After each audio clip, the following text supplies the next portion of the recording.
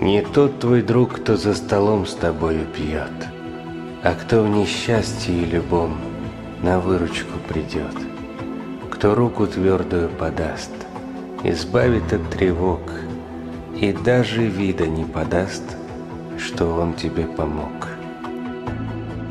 Ты не считай друзей наперечет, не тот твой друг, кем любопытство движет, а тот, кто с радостью с тобой разделит взлет, и кто в беде твой тихий плач услышит.